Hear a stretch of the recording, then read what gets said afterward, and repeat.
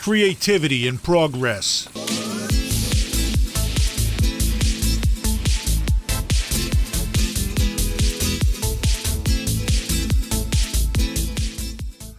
Hello and welcome to Creativity in Progress, where we talk about creativity in a podcast. My name is Nathan Beatty, and here with me I have Ethan Mercury's best friend. Hi, Ethan. How you doing today? Well, I'm almost good. I'm almost good. Almost good? Well, yeah, we just played the theme song, our tried and true theme song. Yes. And you didn't dance. And I didn't. Well, yes, I just shimmied. You just shimmied. That's all I did. That was. Oh, yeah. How can I possibly be good without that? Well, let me ask you a question. Yes, sir. It's two-part. Yes. One, how are you? And two, why didn't you dance? Well, like I said, I shimmied. So I kind of maybe sashayed. No, that sashayed. That sounds a little fancy. That's yeah. Well, it's always. But no. So I'm doing well. Okay. Doing well, right. but I'm actually doing really well because we have some fantastic guests with us today. We have Johnny Johnson and Mariah Johnson with us here today. They are with Darkstone Entertainment and Bioduck Effects, and we wanted to get them on and chat with them. How are y'all doing today? Doing good. Hi, doing great. Awesome. Wonderful. Awesome. And just real quick, you guys both have the same last name. I'm guessing it's because you are brother and sister, or married, or both. Well, we like Game of Thrones. Yeah, you do. Yeah, you do. This guy keeps trying to get me into Game of Thrones via the incest line. He keeps saying, but it has incest. What more do you need? I mean, we all watch incest. Okay. By the way, did you guys watch the finale yesterday? No spoilers. We won't spoil anything. We did. We did. Yeah. Okay. Tony Soprano got shot. Oh, no, I forgot. Oh, my goodness. So what did y'all think? It was okay. It was a good wrap up. I think I'm okay with it. I think the whole season was rushed. So Yes. Yeah, that's what I've heard. Yeah, that seems to be the consensus, is that everyone's kind of okay with it, like a C, Right. C minus. It was kind of like if you guys watched Firefly and then you saw Serenity. Right. It was like a really quick fix, like get the story done in a very short amount of time. It felt like that, where you're happy that it happened, but you're like, at the same time, you wished it would have been more of a story. 100%, yeah. That's a good comparison. Although I think Serenity is probably a little better. It's more overall as a more deft hand with it. But yeah, that's a good comparison. Sure. Yeah, absolutely. Mm-hmm. Yeah. Okay. But Nate, of course, did you want to tell the lovely folks, well, both sets of lovely folks, the ones that we're talking to and the ones that are listening to us, why we have these lovely guests here with us? Well, we wanted to talk today about pretty much, y'all have some pretty amazing creative endeavors that I just think are fantastic, and I wanted to talk to you about them, like particularly like where you get your ideas, essentially, I'm sure this is a question you get asked a lot, but particularly Johnny, where what projects are you currently working on now, and where did it come from? Where trying to find the source. Well, I'm shooting about 5 films at the moment. Wow, only 5? In different stages of production, Mm-hmm. and a lot of times it's just random. It'll be listening to music or watching another movie or on the toilet. Random times it just hits me.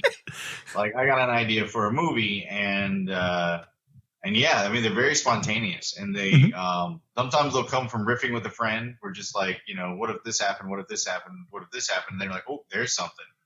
Mm-hmm. And then if it really gets me to where I get excited about it, and then I'll tell Mariah the idea, and she'll say it sucks or it's good. If that green light, then it goes to the next stage. he gets really excited when I approve his story. I'm like, wow, that's actually really good. He's like, what? Really? Let's do it. I'll call the gang. Yeah, right. So she's the official gatekeeper on all things that are worthy and unworthy. She is. I guess. She is. I guess so. Nice. Right on. Well, so I guess as a filmmaker, what is essentially the hardest part of your job? I know it's a big, broad question, but it's one that everyone always is thinking. Raising the money. Yeah. Mm-hmm. Yeah. That's always. Luckily, I'm in a position now where I have fans and a set group of investors that kind of support the films that I do. But that took a very long time to get to that point. And the hardest thing is always trying to get somebody to believe in you enough and to gamble their money, because it's a huge loss in film. It's very dangerous to put your money into a film because they can fall apart even at the highest level. Mm-hmm. Right. So when you get somebody to do that, and then you can try to get it done and treat them well, it's a hard negotiation. That's not the fun part of filmmaking. I think the easy thing that John has kind of cultivated and built is that he gets his films done. Like there are a lot of people that a lot of times projects fall through for people and everything, but John has amazing follow through on, from conception of idea to the finished product. They always get done. That's amazing. And that is very rare to actually have someone that, especially in the world of Hollywood or Hollywood adjacent, is able to commit to something, and regardless of all what the amount of money you may get afterwards or the claim or whatnot, to be able to actually have a finished product to show for it. That is impressive. And I guess that adds to your credibility too when you get other investors down the road, like you said, building up that rep. That's how you did it. It's by actually being true to your word over and over again. So that's great. Well done. Yeah. And to follow up on that, how many finished projects do you have on your to your name? 198. I'm sorry. It's like you said 198. What was the number again? 198. Jesus H. Well, now granted, I guess there's maybe 10 aren't finished yet. They're in post. Oh, only 188. Okay. That's including short films. That's including series. Yeah. That's including features. Jeez. Like it's a mixed bag of different kinds of. Yeah, there's only about 30 features, right. But I do count if I do a web series of like 12 episodes, that only counts as one. No, that's still amazing. List. Mm-hmm. That's great. I've never felt lazier in my life. So thank you. Yeah, the follow through on that is pretty amazing. Yeah. So that's awesome. It could be seen as a curse. Well, is it like just a drive? Is it just a constant thing of like you just want to keep working on projects? I would imagine so, but I'm just curious. Well, yeah, it definitely is. There's a couple levels to it. I mean, one, I shot and I wrote, directed a play when I was 7, and then I shot my first movie when I was 8. So like I just came like prepackaged with this like information. Right. But then as it progresses, you become friends with a lot of the really talented people that you work with over and over again, and so there is an incentive to be like, if I write a movie to shoot next weekend, I can hang out with all my friends next weekend. Right. Mm-hmm. Right. That's awesome. And I guess that makes perfect sense. Yeah, I mean, I don't know many 7-year-olds that are doing what you did, but still, that's amazing. I'm guessing, is that kind of how you and Mariah met? Was that working on a project or on a set somewhere? Yeah, about 16 years ago, we were making a movie called Alucard, which was a modern day tale of Dracula. Yes, I know that name. And she was playing Lucy. Yep. Mm-hmm. I was directing and playing Quincy. Right on. Okay. Cool. Very cool. Awesome. Well, now, Mariah, I wanted to ask you, with your makeup, which is like unparalleled. Like I love every time you post something on your social media about the stuff you've done. Makeup artist. Not what she's wearing now. She's a beautiful person, right. But makeup artist before we get sued in half. But okay. But yeah, the art that you have done is amazing. Where do you get your inspiration? Like, is it like where does that come from? So, I didn't start doing effects makeup really until I met John. So, as a young child growing up, I was heavily into doing art, sculpting, collaging, painting, all these kinds of different mediums. And when I met John, I, was doing dancing and I was acting. So I was kind of going on that route. And I just really decided I didn't really want to be in front of the camera. And I wanted to be a part of the crew and have a job behind the camera. And I tried a bunch of different things. But it wasn't until I met this girl who went to school at Tom Savini's school for makeup. Oh, yeah. And she was working on John's film, and I just saw her do a burn on somebody's face. Like, it was just like half of her body was a burn. And I fell in love. I was like, holy crap. Like, this is the kind of art I want to do. And so she kind of taught me some things, and she went off and did other things. And I I just kind of ran with it. And John, he's like, well, let's make a project. What do you want to learn how to do? We'll kind of base, our film around this kind of makeup thing that you want to learn. And this will be kind of like your education for makeup. And so we just started playing around, and I just did more and more and more. And now that, there's so much information out there for makeup, there's so many different things, and it just became easier and easier to be self-taught in this kind of field. And I love it. I love just, instead of a canvas, I'm working on somebody's body or face. Yeah. Art is art. And what, art. Yeah. Mariah, what effect is your personal favorite to create? You mentioned the burn that you saw in a young girl before, but your own personal favorite. I know Rick Baker and Clive Owen, they all have their favorites. What's one of your favorites to do? Right. Well, I love doing, and it's the most challenging, but I love creating creatures. So some kind of fantastical monster creature, using silicone mask or anything like that. Wow. But what I find that I do most often is doing like really detailed, like vein work. I don't know how to describe it any other way, but when I make monsters, just creating the skin texture and veins on things is one of my favorite things to do. I just like, because I love even working with, no material to build up the skin, just using shading and different kind of pigments. You can make it look 3D and make it look just completely different than normal. Absolutely. And other than that, like I do like doing wounds, like just random horrible gashes and wounds. Blood is fun. Yeah, of course it's fun. That's awesome. Yeah, I love the idea. Like you're saying that creating layers within the prosthetics or the wounds or whatnot, so it looks like you can see the skin on top and also the veins underneath or. Yeah, exactly. Yeah, it adds to the verisimilitude or the realism of it. So that's great. The realism, I love that. I try to make things look, even if you're making a creature, everything, the blending into its own skin and making sure that it just has, a humanoid. It looks like it's part of the person. Exactly.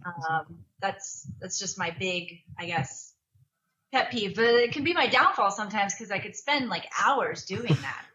Sometimes I just have to like know my point when to stop and be like, okay, I'm moving on to the next thing, because I could literally spend hours like detailing little tiny things on people just to make it right. And then of course the pitfall of that is that sometimes that effect won't be on screen for 3 or 4 seconons sometimes. Yes. Oh, that I get hit on. Thank you for bringing so that up. I apologize, Johnny. I apologize. We now have this kind of thing between us where I have to know exactly the angle, because sometimes I'll do something on somebody's face and they'll be all on this side of the face, all on the left side. Right. And he'll shoot everything on the right.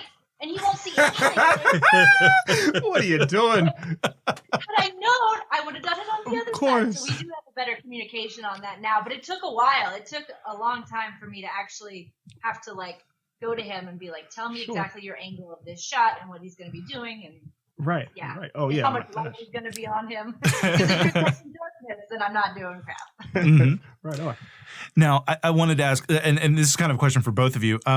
If you had somebody walks up to you, blank check, hands you, and like says you can do whatever you want, what project would you be? Would you like?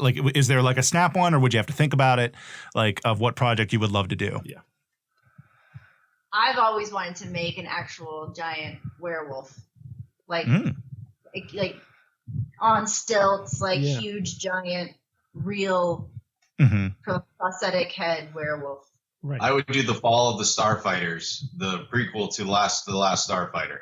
The Star 1983, I think it was. Yeah. Oh, that's awesome. Wow. That would be the one. Okay. I like how mine's just like blank a creature, and you're like, I want this huge story. Well, I think you're both right, because I mean, in my opinion, still to this day, the best werewolf was either Lon Chaney back before any of us were born, or in Monster Squad. You get kicked in the balls. Oh yeah. And then Last Starfighter, the effects in that are very, very dated. So they're both due for a reboot or redo. Something. Well, I did like this is more recent. I did like Professor Lupin whenever he would be a werewolf in the Harry Potter. But he was series. wasn't he all CGI more or less? Yeah, he was pretty much all CGI. So yeah, none of that was practical effects. But I did like the style, which was kind of like a tall. Yeah, like gangly. a guy in a giant suit. Right. Yeah. But Kind of like Dog Soldiers. yeah, like Yeah. Ooh, like dogs. Yeah, dog soldiers. Yeah. Yeah. True. Well, that's awesome. Yes. Both of those. It'd be interesting if you get the werewolves in the Last Starfighter. That's what I was gonna say. I'm like, please find a way to have a werewolf pilot. I mean, who wouldn't love that? Oh yeah, there's all kinds of planets. Who knows what they would be like. Yeah. It'd be amazing. I love that. Well, I think that about wraps up the interview here. I did want to ask, was there anything that you wanted to plug? I know you guys have a lot going on. Lay it on us. Whatever you want to plug that you would like us to get out there. Well, we've really gone hardcore with Amazon. So on Amazon Streaming and Amazon Prime, we've got on Halloween we have a movie called Midnight Monsters coming out where we kind of address all the classic monsters in new ways. Cool. Like we deal with a werewolf story, which we find out what happens to a dog that's bitten by a werewolf. Oh, that's interesting. And then it's a bunch of shorts that are all put together. Also, the Manos, the remake of Manos: The Hands of Fate trailer. Fantastic. Nice. Thank you. That comes out Halloween night as well. And then monthly, we have Dr. Elemental's Mad Lab Picture Show, which is a horror hosting show starring Mariah. There's a new episode every month. Awesome. That's awesome. Awesome. I'm dying to see that. Might have said Hands of Fate. That's such a funny. Yeah. And correct me if I'm wrong. Does that Dr. Elemental have Patreon? It does have a Patreon. Okay. Just Patreon / Dr. Elemental. Okay. Awesome. And Nate obviously put that in the. Yeah. I'll get all this in our show notes and everything. But yeah, thank you guys for chatting with us for a little bit. We really appreciate it. And yeah, it was. And one last question, just my own personal gratification. Both of you, what is your favorite horror film? Fright Night, 1985. The original. Okay, the original. Oh man, yeah.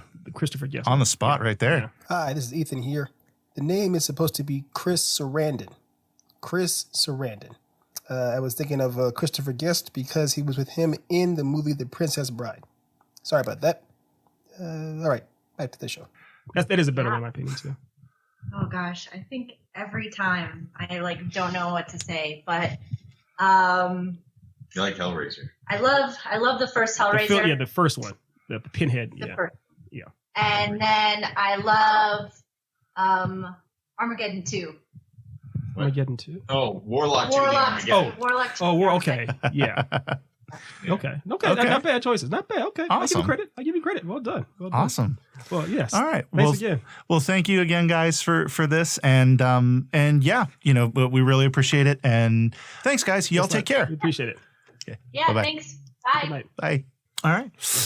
Well, I guess we put it on the show as well. Did you and the warden have a good anniversary? Yes, we did. We did have a very good anniversary. We went to the Melting Pot for dinner. Oh, nice. Yeah. We had planned like a vacation, like we were going to go visit her old college and the original college that I went to before I went to UVA. Oh, the Edinburgh, the cow pasture. Yeah, exactly. We were going to go up there and drop the kids off with the family and do all that. But then we looked at our bank account and said, we just went to Disney World. We can't do this. Right. Money is required. Yes, money is required for this kind of stuff. But yeah, we had a good time. It was a good 10 freaking Jeez. 10 years. For those that don't believe in math, 10 years is roughly 3,650 days. I've never even been with myself for that long. We have this joke where we've been doing it for the past couple of years. Is we'll be like, oh yeah, we've been together for 9 years, 9 long years, and so we've been kind of continuing that. It's our love is a special kind of love. Yes, yeah. That's the word, special. Special. Yes. Well, congrats, my friend. You earned it. And I want to send you a personal thank you because you were not out on the roads I made more coin lifting than if you have it on the roads. Yeah. Did you roll Sunday night? I rolled Sunday night too. Yeah. Yeah, I was. Oh, yeah. Well, I saw you. You saw me? I did see you. It was it Friday or was it Saturday? No, it was Saturday. Okay. We were pulling onto High Street and you were driving past us. Oh. I was down by the Casa place. And, Yeah. Yeah. Did the warden say, "Don't say hi to him. Don't say hi"? Oh no, I was like, hey. Oh, I missed and you you. were just, you were all focused. I missed you. I'm sorry about that. Oh no, don't worry. But It's every time I see your license plate, I'm like, there's Ethan. Because I know your first few letters, but I don't know the last four. But I'm pretty sure it was a derivative of Batman. Yeah. Yeah. But it was funny though that pretty much every other young lady that got in my car was like, "Are you Nate? Do you know Nate? Where's Nate? Why am I getting you instead of Nate?" And I was like, "I apologize. I'm sorry. I'll reduce your rate if you just get in my car." It took a while. That doesn't. We need to isolate that. I'll reduce your rate if you get into my car. I was speaking to small young children. Wait, what? That's even worse. Whoa, Dad. No, cut his mic, please. But we have fun in Yes, prison. we do. have fun in Yes. prison. So, that was a great interview with Mariah and John. Yes. And they were talking a lot about the horror movies and the type of interesting creature effects and everything, which I always find very interesting in movies when they do. I love it when they can pull off practical effects. Yes. I prefer it. Yeah, I prefer practical effects. Now, interestingly, and I'm going to be interested in your take on this. The Last Jedi. Oh, so yeah, I mean, because they did a mix. Obviously, some were practical, Yeah. some were CGI. But when you say you want to get my take, are you asking as far as do I think that the movie as a whole suffered from? I'm thinking from a very specific character. In The Last Jedi. The Last Jedi. Very specific you mean character. like the Porgs? No, Yoda. Oh, so here's the thing. There was so much happening that when Yoda showed up, I was like, oh, there's Yoda. It kind of, because I think wasn't he practical in the He was entirely practical. He was a puppet. He's a puppet. And I almost immediately when I saw him show up on screen, I immediately was like, okay, that's a puppet. Yes. And I hate to say this, but like it looked weirder. Yeah, like it just like I get, I think they did it better in the original films. Oh no, 100%. Yeah, 100%. There's no doubt about that. I don't know if they just ended up using the same puppet and it was like 30 years old. Well, because the thing was, there's a part, if I remember correctly, there's a part where he after spoiler alert, he starts bringing down lightning and stuff to burn the ancient Jedi text, and he's like kicking up his feet and he's like. I guess because he seems sillier. It kind of takes away from the prestige or the mystique of the character of the puppet, and part of it is that he's in his force like spirit form, so it's meant to be less tangible, seem less real in a way. And when you do it with a puppet, it does take away from it, the character. So I see what you're saying as far as it not quite. Being at the same standard as the original. Yeah, it's just I don't know what it was about it just didn't land with me. I liked it, and frankly, I liked it better than the CGI. Sure, I'll definitely give you that. Oh, like for the prequels, much better than CGI Yoda from the prequels. Yeah.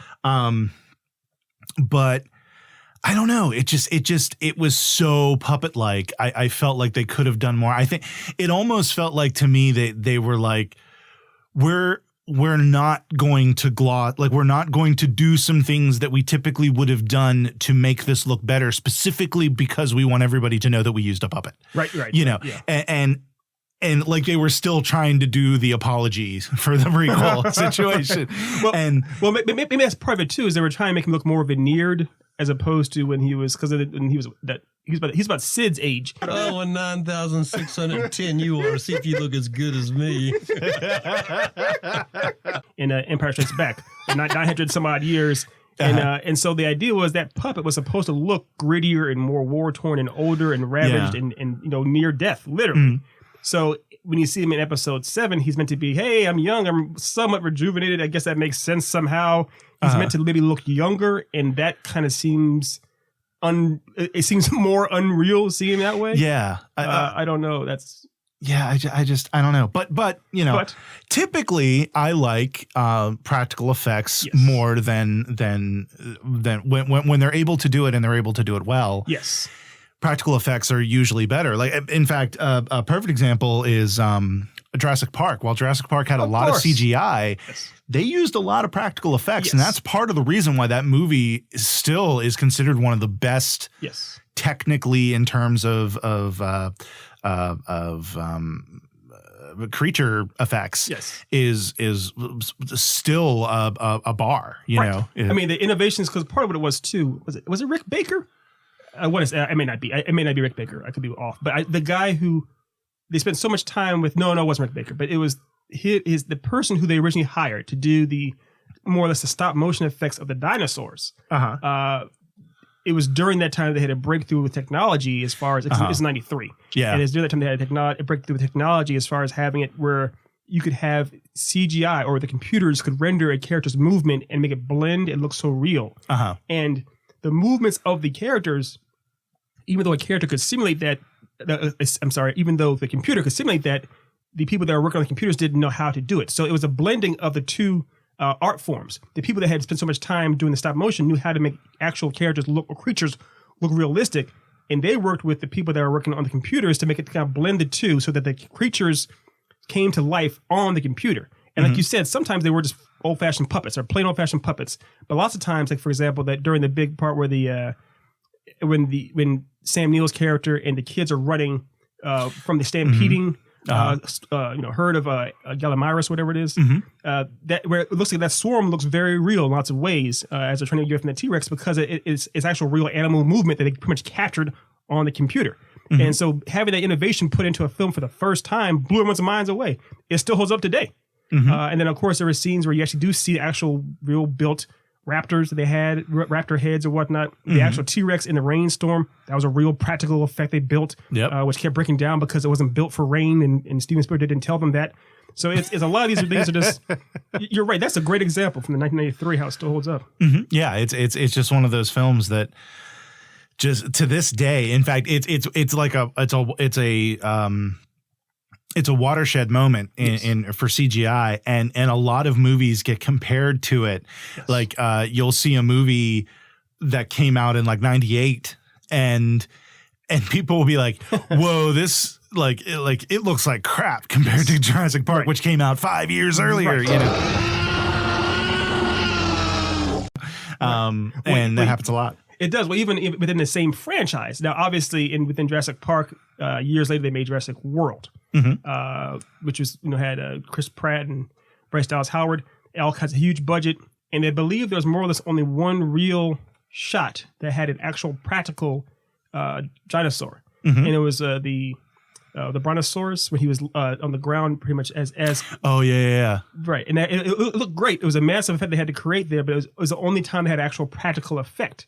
And any other time they pretty much use the CGI. And the CGI has gotten much better than it used to be. It still looks pretty good, but there's a disconnect with CGI as opposed to actual tangible in-world creatures. It's just how it is. Yeah, and I think it's also we should say that part of the reason I think it works is because we've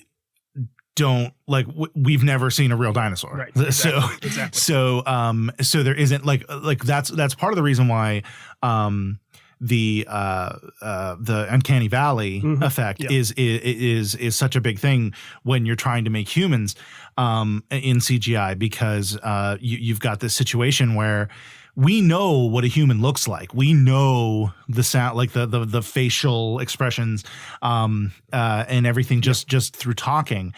And in seeing other people talk and that sort of thing. So when you see a computer do that and almost get there, and it's just like, whoa, wait, there's something wrong. Like there's just something, and that's why you see things like in video games, Detroit Become Human. Right.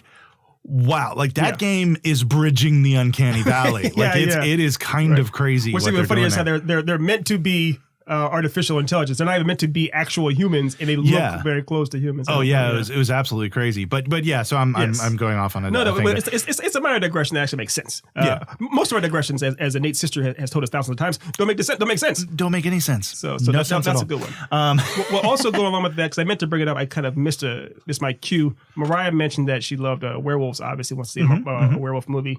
Another great werewolf movie is in the John Landis film, An American Werewolf in London. Have you seen this one before? I have not actually. Okay. I'm sure you've heard of it though. Oh yeah, definitely. And the transformation scene in that movie is still to this day, regarded as one of the best ones of all time. I think that's with Stan Winston that did that. I believe so. But anyways, that movie was amazing. Came out, in the 80s, early 80s, and then years later, in the 90s, they made a movie called An American Werewolf in Paris. And that one, for that werewolf, for the transformation and for the actual werewolves in that film, all CGI. And it looks terrible. The movie that came out, like 15 years earlier looks amazing all around compared to that thing. And it's it's a scenario where, yes, there's an uncanny valley. Most of us have never seen werewolves. Hopefully none of us ever will see werewolves. However, we have seen creatures. We have seen wolves. And there's only so much suspension disbelief we can have when we look at something on screen. Like, we know when something is flat out wrong or just doesn't make sense. So even if if you can convince us that this creature you're creating that's on the screen is somehow real, that's where the real horror, that's where the real engagement occurs. And where you lose us is when you just pretty much throw something on the screen and it's blatant that has no business being on there. That's some unrendered mess. Yeah. So, well, one of the other, going back to practical effects that I think, and it's one of those practical effects where like it looks really good. Both movies, the original and its sequel, have really good practical effects, but at the same time, they're puppets. And I'm speaking of Gremlins. Oh, okay, yeah. It's one of those bizarre films where you're kind of willing to give up the suspension of disbelief. Sure. Like you do the suspension of disbelief because you're talking about Gremlins, yes. But even still, like even taking, like even just having disbelief, yes. Watching it, you're still like that. You know what? I can tell they're puppets, but it's really good. Oh, they're really good. I mean, it's on. So the first one, Gremlins 1, is on Netflix. I watched a little bit today, and seeing that Gizmo. When Gizmo first comes out of the box to meet, is it Elliot? That's the character's name. I can't remember. Yeah, I believe it's Elliot. But when he first comes out of the box to meet his new owner, more or less, the way his little face is kind of squinching up as he's sniffing the air and kind of looking his eyes, looking around, it looks so real. There was a reason why there was a mad rush on kids wanting it, kind of Gizmo pets.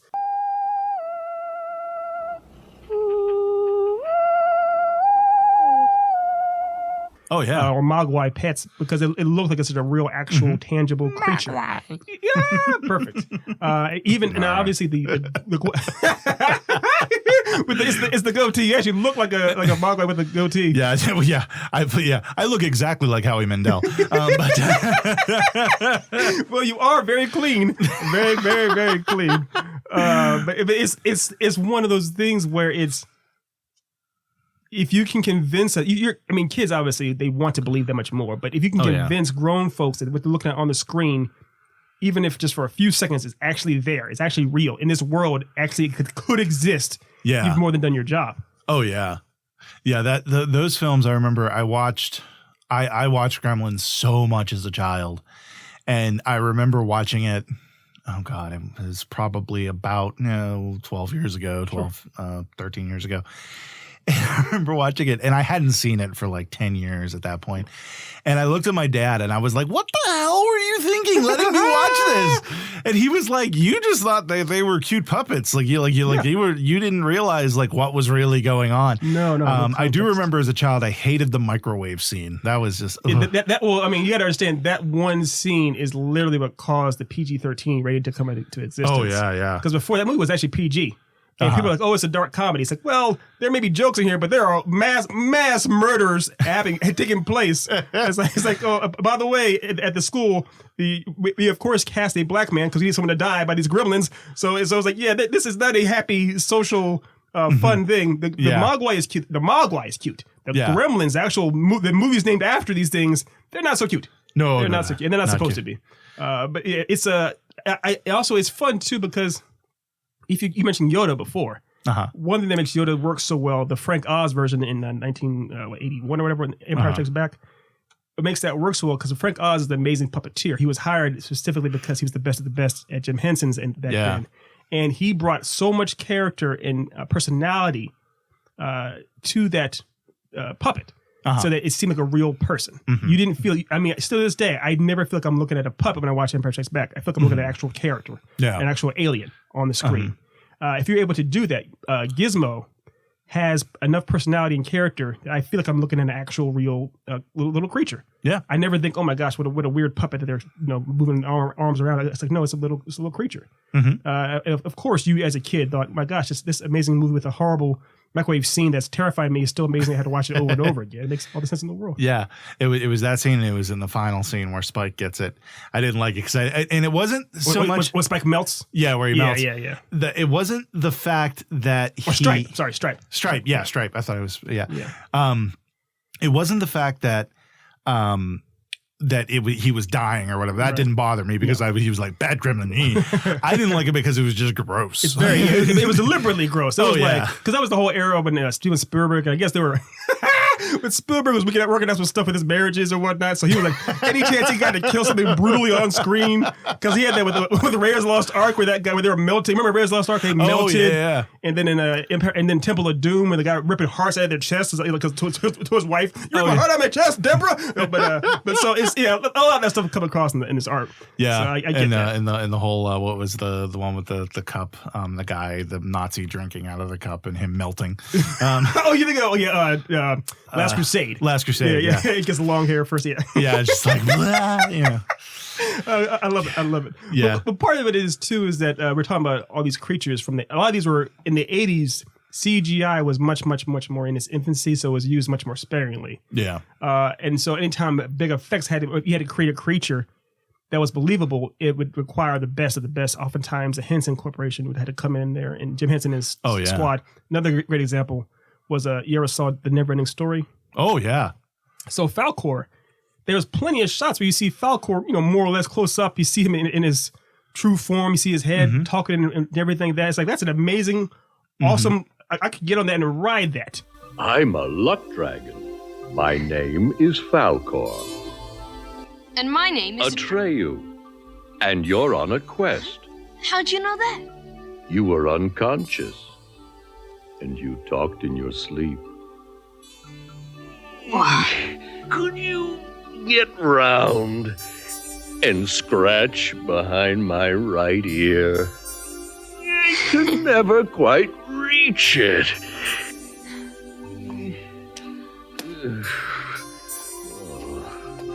Here? Yeah. Oh yeah. I could be Atreyu and not quite that handsome or young, but I could be close enough and get on that dog dragon. Yeah. Luck dragon. And ride that. It seems very real, very practical. At the same time, the Gamor, if I'm pronouncing that right, I know Derby will correct me if I'm pronouncing it wrong, but the giant wolf creature that was hunting him down seemed just as real, because obviously it was a real puppet too. Yeah. The only time he didn't look real is in the end when he lunges out and Atreyu stabs him. Yeah. There was you could definitely tell it wasn't a dog. No, it was very, or a wolf or anything. It was it was okay, this is a gigantic stuffed animal that I'm lifting off to the side, and now I have McDonald's shake goo all over me that's colored red. He probably licked his hand for a little while. I was like, yeah, exactly. What are you doing? Wait till lunch. Yeah, exactly. Yeah, and then of course, Neverending Story. That is the I think we've already established that's the movie that destroyed our childhoods in the swamp scene. Oh, yeah, Artax. Yeah, Artax. Yeah, and that was just a real horse. That was a plain old fashioned real horse. That wasn't a puppet. Oh yeah, that wasn't a. And oh god, just even thinking about I can't even imagine them doing that scene. Oh jeez. No, well, here's the thing. If they, no, you love it. You watch it. No, you watch it. The thing about it is, though, I don't know. That's in kids' movies these days. I'm talking about Gremlins, which is considered a kids' movie, and Neverending Story or Dark Crystal or whatnot. They don't really go for the gusto as much. Yeah. in How to Train Your Dragon, I guess they have some scenes which are meant to be more heartfelt, but you still don't typically see pretty brutal scenes of death in some extent from the main character has to watch someone they love dearly just die. And unfairly in some ways. Yeah. Because also in I know we're digressing here, but another great puppet, my actual personal favorite in the narrating story isn't Falcor or the Mork. It's actually it's the big huge giant turtle. Are you Mola? The ancient one?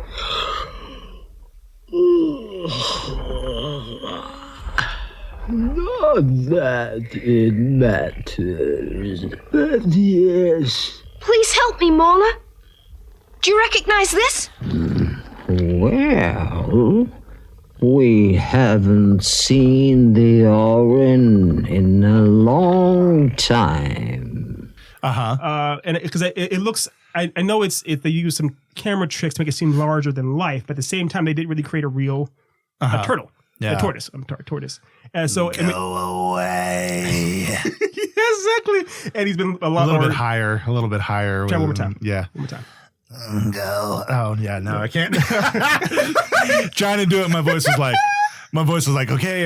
Nope. Done. It's He's like, go away. He sounds like almost like a Golden Girl angry. Go away. That's close. That's a little bit better. It's a little bit better.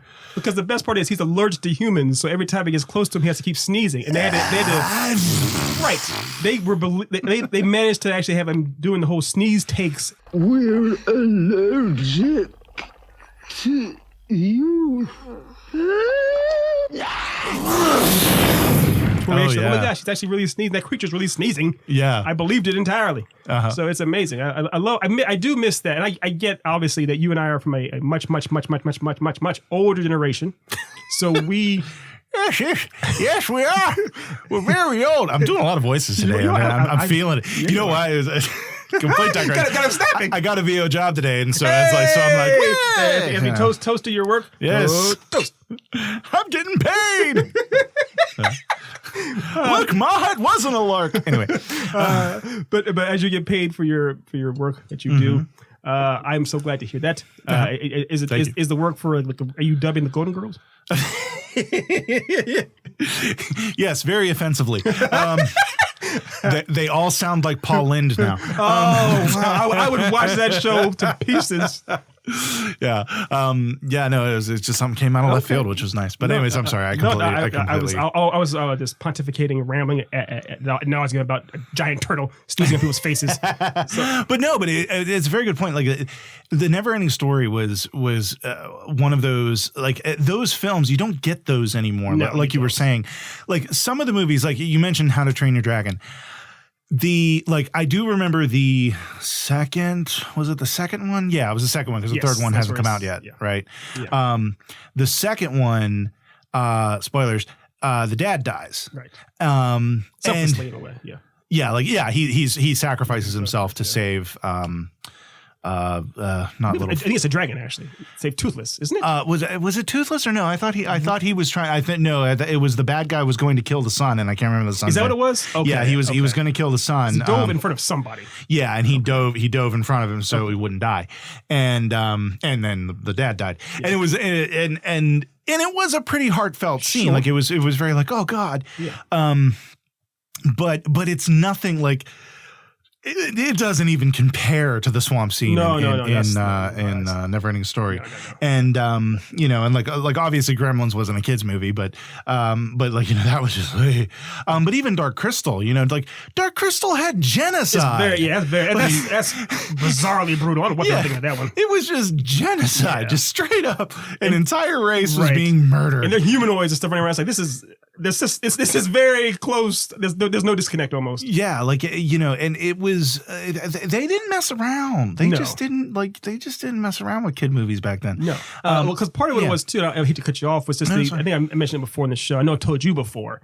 The old Don Bluth's idiom was just that you can pretty much show a kid anything as long as it has a happy ending. Yeah. So if you think about all the things that happen in Neverending Story, I mean, Atreyu goes through a whole bunch of stuff. Oh yeah. Falcor is just one. I mean, Artax is just one thing. His whole world gets destroyed. He's being hunted down by a rabid wolf, and He sees the world literally get broken in half, and yeah. I mean, but the idea is that in the end, he still is finally kind of more or less gets a happy ending. He's like, he reunited with his horse, and the kids that as we're going with him on this journey, we're able to kind of withstand it because in the end, we're able to cheer. I used to turn my head at certain scenes in that movie, or in Gremlins, or in The Witches, when the kid gets turned to a mouse, or all these movies that were live action that had all kinds of horrific stuff in them, but because the heroes would triumph in the end in some way or another, I was able to withstand it, and that was whole Don Bluth's philosophy was that it's okay to show kids these things because that's the point.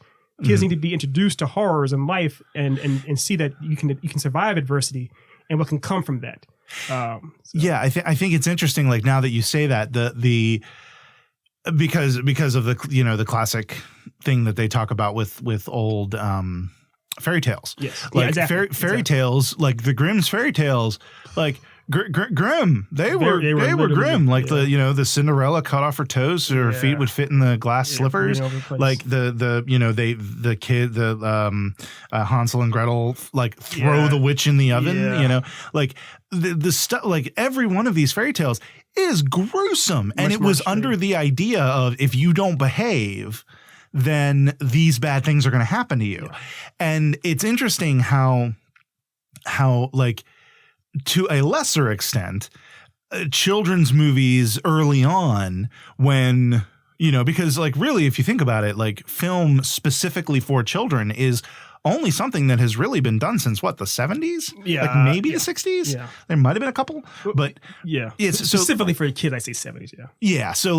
So we're talking like less than half a century right now, like we're just about to hit 50 years since this medium has had any sort of push.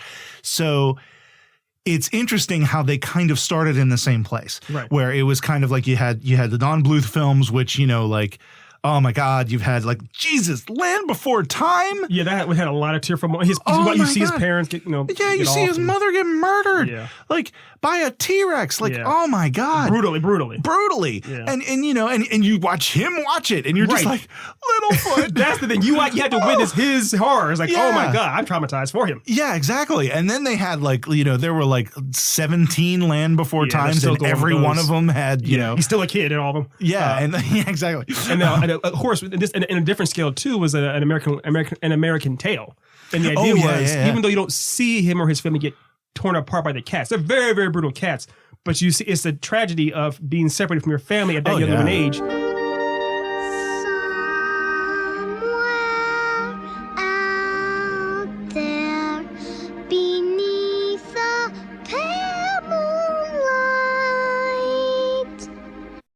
And you see him, singing the song somewhere out there, as a lost orphan in I think it's New York, right? New York. Yeah, New York. Mm-hmm. It's like that's pretty horrific too. I mean, in a different way, it's an emotionally ravaging thing. Mm-hmm. And so they weren't. I'm not trying to accuse filmmakers nowadays of wearing kid gloves, but the films do seem to be a little more kid friendly. And part of what it is, you mentioned the idea from How I Trained Your Dragon 2. I think part of why that death isn't as impactful is because it is CGI. There's you're one or two steps removed.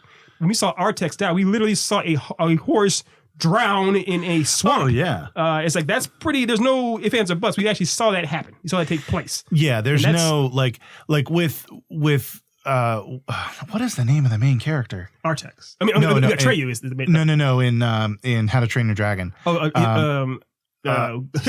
Hiccup. Yeah. So like you can empathize with Hiccup. Like you can think like, oh God, like if that happened to my dad, like Jesus, or like you can kind of empathize there. But and while that is a like losing your father versus losing your horse, like you said, it is CGI. So there's a little bit of a disconnect there because it's a cartoon. Yes. Where with like you said, with having an actual horse, it's like my cousins own horses. So like you're just looking and you're just like, and like you're watching it. And then also I think there's the added thing of like Hiccup's father specifically made that choice. Yes. He made that sacrifice. Where with Artax, the horse didn't know any better. No. Like it was just like, I'm scared. And it was an innocent being that was being murdered essentially before your eyes. And you had no, like, in fact, I'm going to want to put it up here. but I don't know if I'm Yeah, gonna. we're not gonna watch it. We're gonna put it there for you to suffer. We're not gonna suffer. Yeah, I don't know if I'm going to put it up there because I don't even know if this is going to be the section of the show with the video. I might cut this out. Now it has to be. Yeah. And two grown men crying. Exactly. Meanwhile, the horse would have been dead by now anyway. The dead horse is probably dead by now. Wow, way to go. Way to bring it up, Nate. I know. But part of what it is, though, you mentioned the idea, we've all been around, especially kids. Most kids love animals or creatures. Yeah. And we have pets or we have friends that have pets, things of that nature. And we understand the idea that animals essentially are just more or less benevolent souls. They aren't trying to harm anybody. They're just going about doing their thing. Yeah. And it was set up from the very beginning that Artex was his best friend. And so when they go into the narrator, Bastion is talking about how they're going into the forest or swamp of sadness, essentially, and is building it up. And you're already feeling a little hesitant for the characters.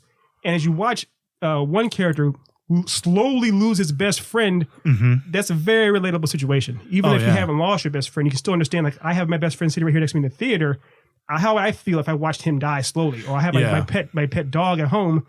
If I had to watch Roscoe die right in front of me, that's why it was so relatable, so understandable.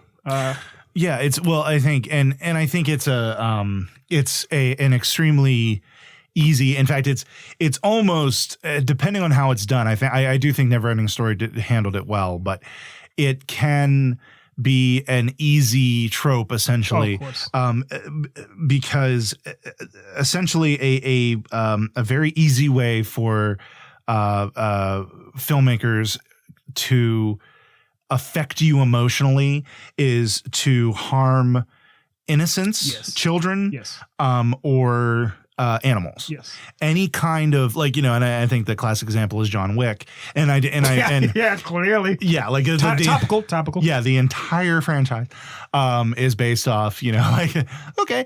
And the thing is, and it's something that I know we've discussed. It's something I'd actually like to get a deep dive in on an episode, because I find that interesting, because really, like, and I understand, like I'm one of those people that if you harm an animal on screen, and especially like those evil people on YouTube who actually do it, but on how they had to get arrested. There's no. Oh yeah, like it's just like, to me, I'm like, okay, you're lucky that.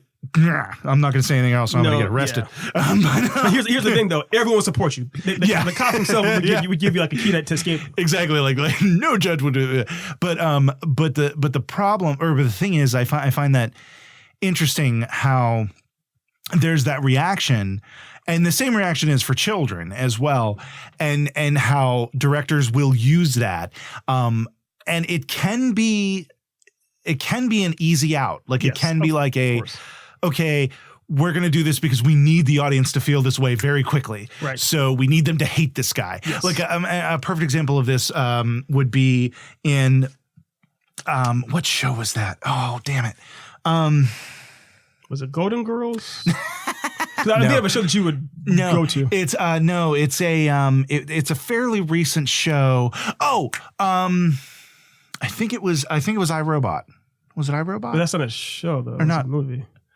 No, not iRobot. But it has a robot in it. No, the show about hackers, not robot. Oh, not Silicon Valley. No, the we're leaving all this in. I don't care how long it takes. This is important stuff. It's a show about hacking robots. No, it's about Westworld. No. It's about hacking. It's about hackers. Oh, was it on AMC? I think so. A hacking TV show. In the AMC. Mr. Robot. Oh, Mr. Robot. Oh, okay. Yeah. Okay. See where No. yeah. Are we back on? Mr. Robot. Yeah. Yes. I think it was Mr. Robot. There's a scene in the show where there's a hacker and he's doing, or it might be House of Cards. I could be wrong.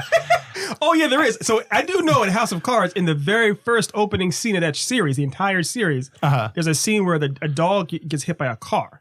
No, it's not. It's not. Yeah, it's not that. Though. That's you know that. Yeah, though that scene. Oh man, that scene. Whew. Well, the point is, you don't actually see. You don't actually see the dog. No, you don't know actually it's there. see. You know it's there. Yeah, and you know, and like I will say, you know, that was an interesting use of that. Right. In fact, I think that was a very interesting use because while it was jarring to hear the snap, and for those of you who don't know, essentially a dog gets hit, it doesn't die. Right.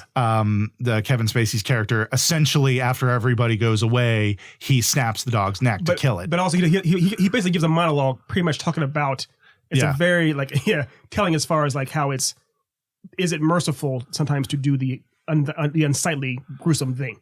Yeah. And then he snaps his neck. Yeah. And it's like, so you see that and you're just like, oh, and you hear it and you're like, oh God, like you want to hate him, but yet at the same time you're like, but he actually kind of did that dog a favor. But also like, that sets the whole tone for that character in so many ways, because it's like, he's clearly sociopathic enough that he wouldn't mind doing the hard thing to an innocent creature, but at the same time, he had what other choices he have. Now we digress massively. We digress massively. But just to go back to the Mr. Robot bit, I'm pretty sure it's Mr. Robot. There is a scene in a film somewhere, or a series, drop it in, where there's a hacker and he has a guinea pig as a pet. Okay. And it's obvious that he absolutely loves this guinea pig. Sure. And there's a scene where government agents arrive. Or a government agent arrives to essentially, they're essentially blackmailing him. They're basically like, we have a lot of stuff on you. So you will do what we want you to do. And in part of the scene, the guy takes the guinea pig out and like pretends like he makes like he's going to crush it, and he ends up not. But it was very that scene was like very it definitely got you there. It got you to that like, okay, this guy's a really bad guy. Right. But at the same time, he wouldn't mind sacrificing his own pet. Yeah. Well, no, it wasn't. It was the government guy to coerce. I see. The government guy was trying to coerce Mr. Robot into doing something. Well, it wasn't the main character. It was some side thing or whatever. And I'll drop this in. I have confirmed that the show was actually House of Cards. The character was named Gavin Orsay, and he had a female guinea pig named Cashew. Can't remember. I remember the scene very vividly, but I can't remember the place in it. But this is why the show is free. Oh yes. It's all the extra content, people. All the extra content. Content used very, very generously. Very generously. But I know what you mean as far as that. But also, when I was looking up real quick, I couldn't remember the name of the guy who wrote it. We're still 1,000 miles down within the whole digression. Sorry, Nick. There's a book called Save the Cat, written by Blake Snyder, which is all about the idea that you want your protagonist or hero, quote unquote, to have some moment where they literally save something, oftentimes save a cat or save an innocent creature or help someone to make them put them in a better light. It doesn't matter how horrific the acts they're committing, as long as you see them with one seemingly innocent creature or do one very nice deed, it can kind of turn the tide and make the audience see them in a very different light. Mm-hmm. And it's a very important thing that most writers try to have their characters do pretty early on. So the idea with John Wick, this is topical. It's a digression, but it's still topical, Mick. Don't worry. The idea with John Wick is that, as opposed to a cat, is of course a dog, and he's given a dog, and that dog, which in a lot of ways represents the last part of his wife's soul. When that dog dies, yes, seeing a dog die hurts. Of course, it's bad, but also the context of it too. The fact that it was the last remnant of his wife. And the fact that he couldn't quote unquote save the cat. The cat died on his watch, more or less.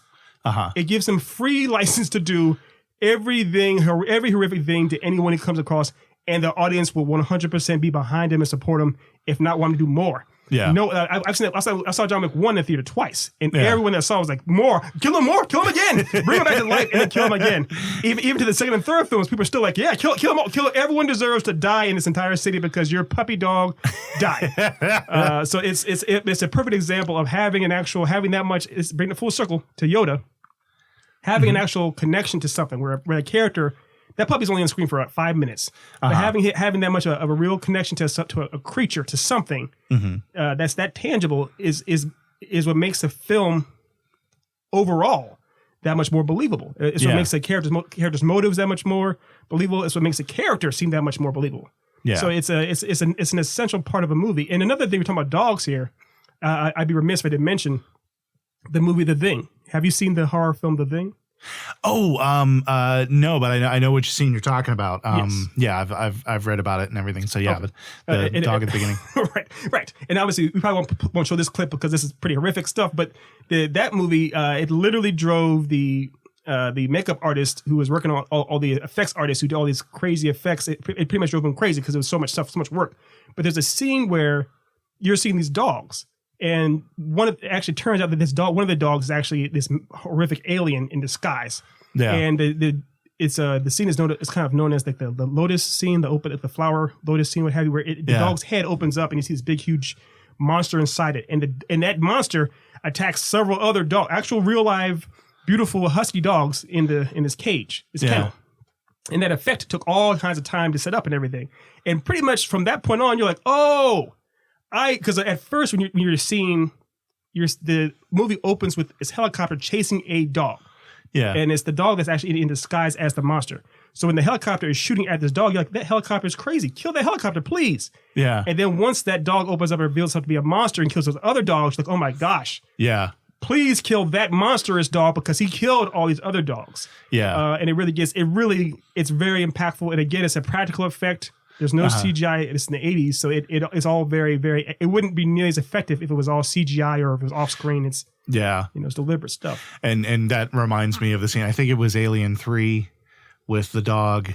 That one of the dog gets a dog gets a face hugger on it, and then the alien becomes like a dog like alien, and I remember watching that because I did see Alien 3, and I remember watching that scene and being like, oh god, it makes me want to kill this thing more. Right.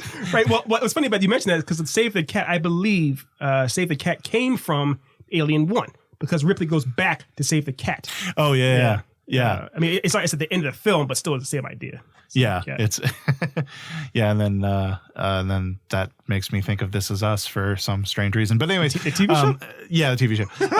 For the day, yeah. Spoiler alert, I guess. Spoiler alert. We won't go into the details. No, we won't. Okay. I think we were talking about special effects and makeup and horror for a while. Yeah, we got there eventually. So, are there any other? Time out. I do want to reveal something slightly embarrassing. Please, to my face. I didn't start recording the video until about 5 minutes ago. You're still very handsome in the face. I'm like going through it, and you watched me this whole time. You've been doing scene things, this whole thing, and then I did one, and then I looked and went. Oh, I did see him record. It's not recording. I did see when he hit record. Here's the best part: is that throughout this whole episode we said we'll put it up there. You'll see it in the video. Oh yeah, you'll put it up there. But there's no video, so we look crazy and dumb. Both at the same time. So I'm trying to think of a way we can button this up, like have like a little mini topic that we can throw up there in the video because we really didn't we've had 3 minutes of video. Well, here's one thing I can do is obviously Game of Thrones. It actually does tie into CGI and stuff. Yeah. So I know you haven't seen Game of Thrones, but I know you'll hear about it. I'm sure your wife. Oh yeah. I've watched it. I know the spoilers and everything. So we won't necessarily spoil it, but although we probably can because everyone's seen it at this point. This is 2 weeks after the fact.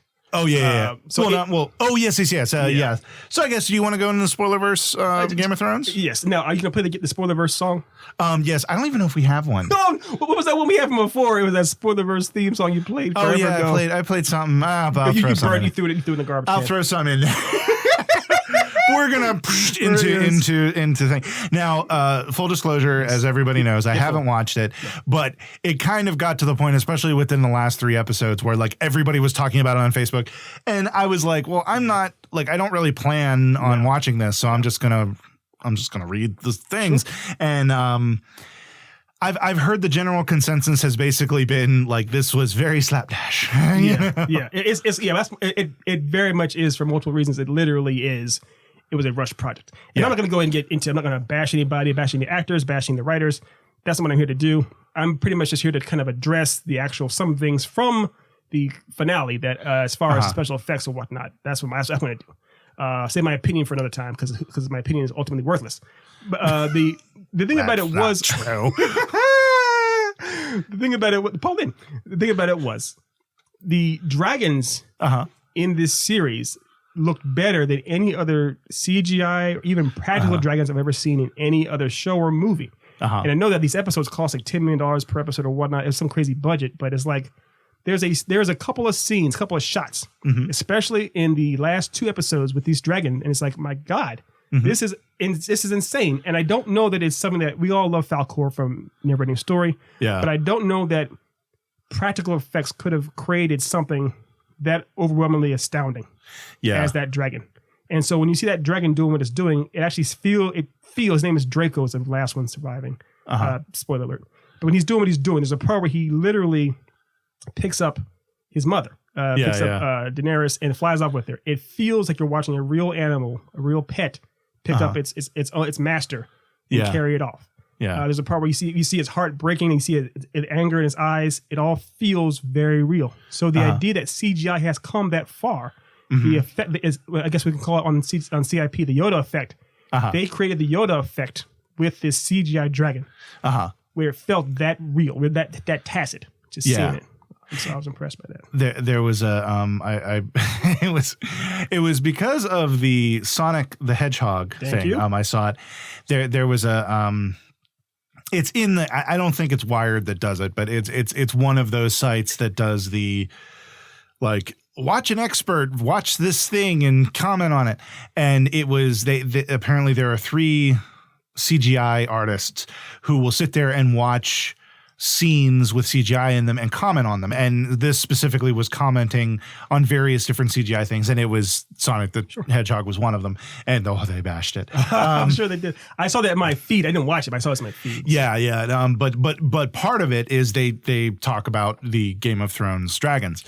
And it was really interesting because they basically were like, yeah, this is amazing. Like, this is just absolutely amazing. They had they did have one, and now granted the scene they were looking at was from like a couple seasons ago. Or it might have been earlier in this season. I'm not sure. It was a scene of Jon Snow touching a dragon's face. And it was out in the sunlight. And the only thing that they realized they caught in the scene is when the dragon took off, the grass didn't react. I mean, like the grass, like because if you think about it, like a large, like even a bird taking off from grass, the grass kind of like from the wind gust, right? Where with this, it didn't. But how many people do you think were looking at the grass and we're looking at Oh yeah, like it definitely was a nitpick, and they even said this is a nitpick because I guarantee you nobody noticed this. But if I was doing this scene, what I would have done is I would have asked, if I was directing the scene, I would have had a practical effect of a fan to when the gust happened to blow the thing, so that way it would match. But it was probably, like I would imagine, this is conjecture, but I would imagine that it was one of those things where when they were doing it in post, they were like, oh, we didn't. Yep. Yeah. they realized the after the fact. Yeah. They were just like, just let it go. Nobody will notice it, except for a couple of dweebs. YouTube guys watching a Sonic trailer. Yeah. Well, that's it's a small digression, but it's one of those things where in the first Terminator movie, have you seen Terminator? There's a part where the famous scene where Arnold says, "I'll be back," to the cop at the check-in station. Whatever. He walks out, goes, gets in his car, and as a cop is sitting there writing in his his notes at the desk, all of a sudden these headlights flash on at him from the car, and he looks up and sees the headlights, and the car zooms in. The car's lights are off. So what headlights are coming at him? And it's one of those things where James Cameron has been like, yeah, I effed up. All right. I we turned the lights on then, and then in the next shot, we forgot to turn lights on the car. Get over it. So it's so those things happen all the time. Yeah, it definitely. And did you see it was floating on social media today? They goofed again. The James Cameron? No, Game of Thrones. Oh, I'm sure. Oh, the cup of coffee and then No, there was the cup of coffee, but in last night's episode, there's a scene where there are 3 guys sitting there in chairs, and you can see just on the side of one dude's leg a bottle of water. And it's like, that's hilarious. Whoops. I love that. It's like, whatever. We don't care. We got to go. Well, that's the thing. Like in that, I think that is probably in combination. And again, we won't go too much into opinions because I frankly don't have much of an opinion because I, you haven't seen it. Yeah. I didn't watch it, anything. But I compared with what people have been saying about it, combined with the fact that there was a Starbucks cup in one episode and a water bottle in the final episode, and like a wedding ring and during a hug, like the fact that these made it to airing. Like, granted, they fixed them. Like the Starbucks cup doesn't exist anymore. They went back and edited it out for anybody who goes on HBO now and watches it. Yeah. They're probably going to do the same thing with the water bottle and any other mistakes that they found. And the wind gust because of something. I doubt that. At that point, they're just like, oh, shut up. but Paul Lynn. Yeah, exactly. But like combined with what people have been saying about the feeling rushed and the fact that these mistakes have been making through proves that they were hammering this through. They were trying to get it done just to get it done so that way they can move on to other things. And that's a shame. And that's been reported already because HBO was like, look, we'll give you guys, to the show creators, showrunners, we'll give you guys twice the budget if you come back for one more season. And they're like, nope. And like, we'll give you more money if you just do more episodes. They're like, nope. And because they know that the biggest cash cow, HBO, the biggest cash cow is this show.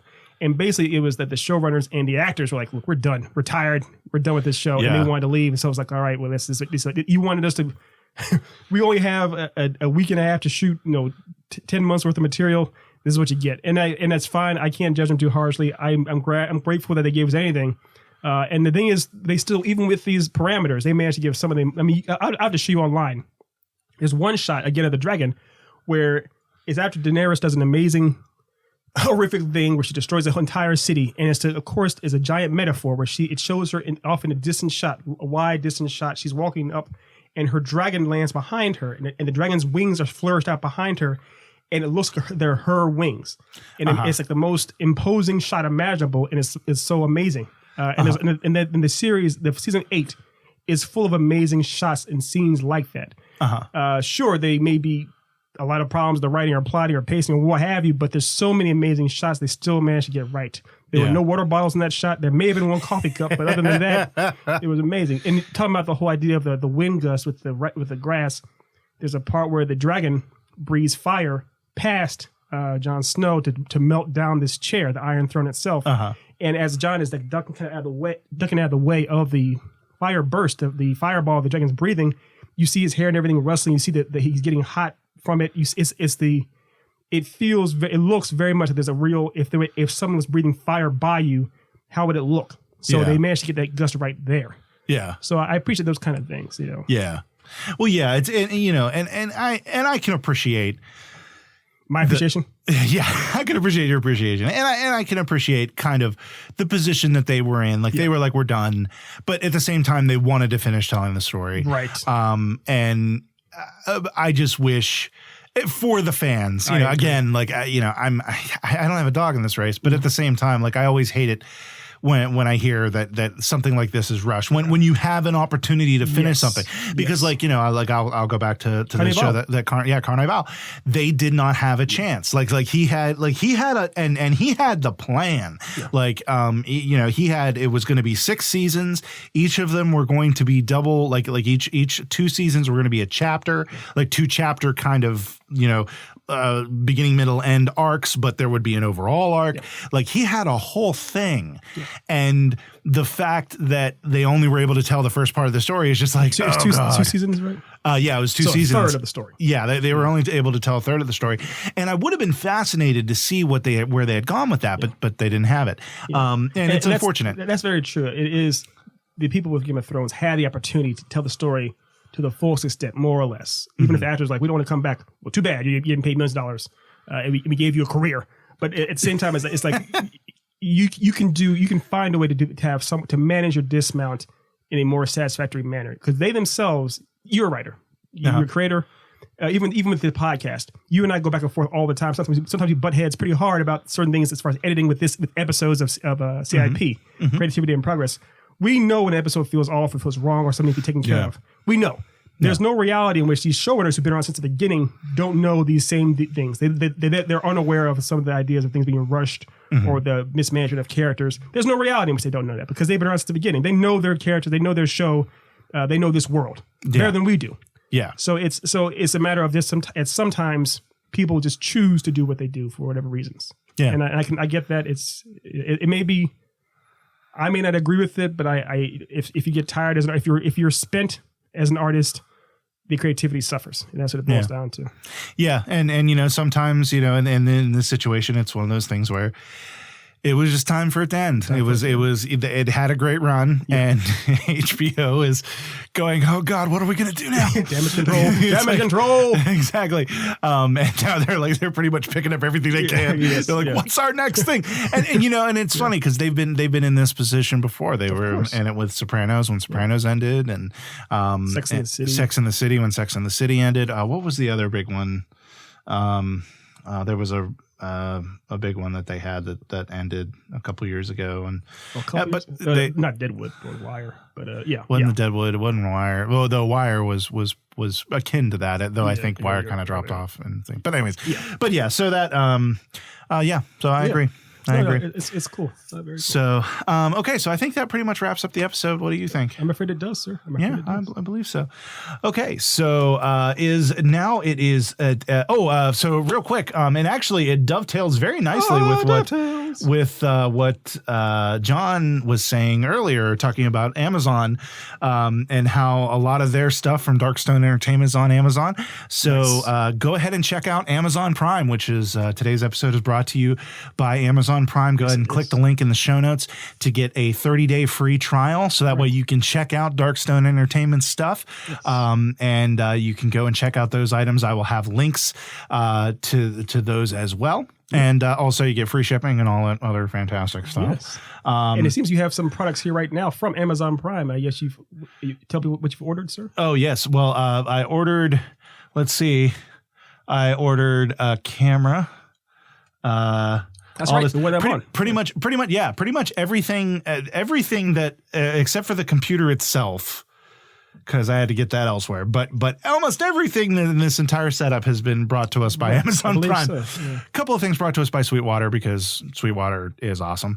But Amazon Prime is amazing as well. Yes. Is there anything you would like to plug, sir? Would you like to speaking plug of yourself? Amazon, I never will. I refuse. I was raised a Christian. No, speaking of Amazon Prime, I started watching a new anime called Dororo. I know it sounds like I have a list, but that's actually Dororo. And it's an amazing anime. It's very much, if you've heard me talk about the game Sekiro, it's kind of like a version of Sekiro where it's a young man who has his whole body basically is prosthetic. His limbs are all prosthetic essentially, and how he has to go through the trials and tribulations of trying to learn how to live a life as a badass samurai with prosthetic limbs. And it's amazing. So if you want to check that out, you definitely can. I watched on Netflix the first 2 movies in the whole Dan Brown Da Vinci Code series. The first one's pretty good. The second one is I don't know what, but they don't have the third one on there. So I hit Amazon Prime, and they waved me over and said, "Come on over here, we got you covered." So I'm gonna rent that and watch that film tonight while Nate sleeps with his kids and wife in happy bliss. And of course, I like to plug one last thing. As I mentioned before, the All-Star Comic-Con that Nate Beatty will be joining Mick and I at is June 8th and 9th. We will have a table there. Feel free to stop by, bother us, buy stuff from us, hang out with us, give us trivia questions. We take it all.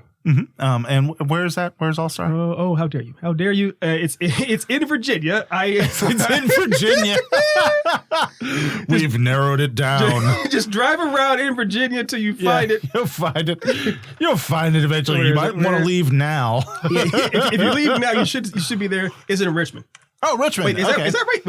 Wait, that's not right. That's not right either. Nope. Tyson's. There you go. I mispronounced Richmond as Tyson. It's in. Wait, it's Tyson. Everything was silent. It says Tyson. Wait, so it's Tyson's Corner. Tyson's Corner. Tyson's Okay. Corner, This is saying, Virginia. this is saying Tyson's. Tyson, that's just a boxer. But Tyson's Corner is the actual location. Oh, there we go. Okay. So Tyson's Corner. If I'm going to try my darndest to be there. Because your nugget is graduating. Yes. Preschool, I believe. Yes, she is. I'm sorry. I put a jawbreaker in my mouth and out, thinking I could pull it off. Why were you doing that? I was like, I can pull this off, and then I was like, no, this thing is too big. I can't. I don't want to sound like this while I'm finishing the podcast. As many people can attest to that are involved with plugging, putting something in your mouth at the time. I was a little preemptive on the plugging myself. A little bit of premature. Premature mastication. Okay. Anyways. You is. So I will try to be there, and if I am there, it will be on Sunday. Hi, Nathan dropping in here. I just wanted to let you all know that I am coming to All-Star Comic-Con with Ethan and Mick. I will be joining them on Sunday. If you want to meet the three of us on Sunday, I will be there at the Echelon booth in the Artist Alley. So come on and join us. It's going to be a rockin' fun time. Last drop in, I promise. Back to the show. Because my daughter is graduating. Nugget is graduating from preschool, and then her birthday party is on That's Saturday. Right. Parties right after. Yeah. So we're gonna have family in town and everything. But I, might want to not take a break. Anyway. No. Well, since you brought up all these things, it's gonna sound there's no smooth way to most beautifulest way to segue, but I'm gonna do it anyways. So this week it was a massive week for because there was a massive graduation for UVA. Oh yes. There's all kinds of amazing fairs I picked up while Nate was celebrating his wonderful anniversary with his wonderful wife. But I had one fair, my favorite fair of maybe one of my favorite fairs of all time was a beautiful young lady that happened to be a BDSM worker. And she when she mentioned, she goes, tell me more. In context with Kinsey Scale aligned, she mentioned something about plugging, and I bust out laughing more than I should have, and she had no idea why. So I blame you for ruining my chances with I don't think. See, I think you think you ruined your chances. I think you improved them. See, open your mind, Ethan. Open your mind and your pants. Anyway, wow. So, okay. We're leaving it in. Okay. So is there what you want to plug? Anything you want to plug? Anything. Oh man, let me count the ways. Anyway, okay. So, you're a father. Let's bring this baby in for a landing. For a crash landing. So I would like to plug. You can find the podcast at echelongnovels.com/CIP. You can find me at Nate at NathanBeattyVO.com and at NathanBeattyVO.com, which is my website. You can find you can find us at I already told you where you can find the podcast, but you can sign up for our newsletter at that location. You can also call us at 434-481-1787. Again, that's 434-481-1787. You can email the podcast directly at creativityin-progress-podcast@gmail.com.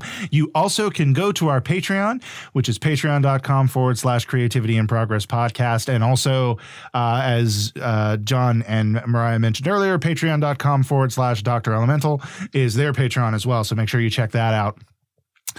Anything else? Intro. Okay. Our intro and outro music is the song Amigos by Platinum Butterfly, copyright 2015, licensed under Creative Commons Attribution 3.0. You can find more of their stuff at dig.ccmixter.org, featuring Clarence Simpson and Susan. Thank you so much, everybody, for joining us today. I hope you have a wonderful day. Clarence Thomas.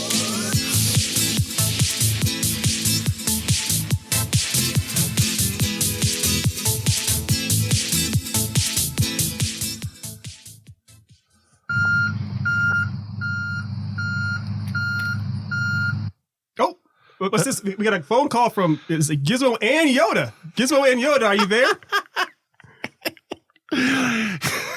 Is that I know I can see your face. I'm sorry, we're losing the connection. The connection died. Yeah, you are, Gizmo, you beautiful bastard. Was that Yoda dying? Yes, it was. It was. Yes, God, I can't. What was that? Oh, shit. It's just Sean Connery, dude. Oh, it Dude, became you Sean know. Connery. It became Sean Connery with his dentures missing.